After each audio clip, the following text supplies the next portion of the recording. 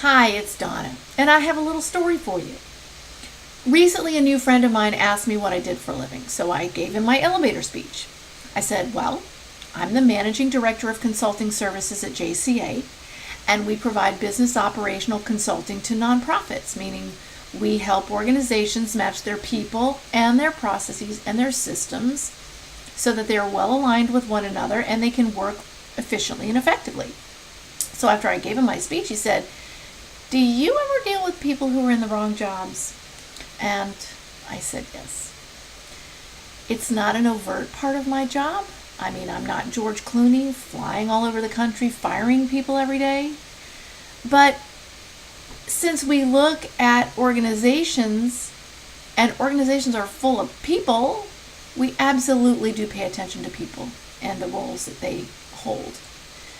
And sometimes we find a mismatch between a person and a role. For me, the issue is suitability. It's not usually about whether someone is smart enough or a hard-working person or whether they're enough of a team player. It's more often about whether or not someone's interests and aptitude and skills and talents are well suited to the tasks they need to perform because of the role to which they are assigned at the organization. And I'll tell you what, when that stuff matches, it is magical. That's the way I feel about it. And maybe that sounds weird, but think about it. We all want jobs that we're well suited for.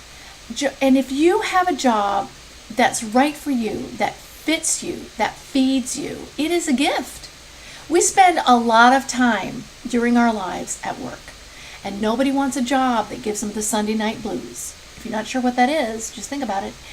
It's the feeling you get, that sinking feeling you get on Sunday night when on Monday morning you know you have to get up and go to a job you don't like or that's not right for you.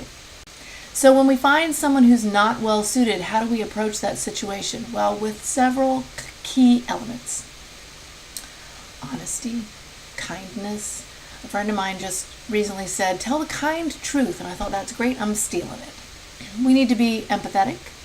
No one wants to be in this situation. No one is happy about it. The staff person isn't happy. Management is not happy. We need to acknowledge that. And we need to be focused on finding a resolution. Sometimes it's easier to find one than others, but you have to approach the situation with a focus and without the need to cast blame. And you need to be curious enough and a good enough listener to try to figure out where the misalignment occurred. Sometimes you'll have people who are in jobs for a long time and they're very well suited and they're very well aligned, and then something happens and they're not anymore. And that's what I'm going to be talking about in my next little chat, is how does that happen? How do people become misaligned, and how do you prevent that? In the meantime, I hope you have a great job and all of your people who work for you have great jobs and are well suited, and that you have a wonderful day. Bye. Thanks for listening.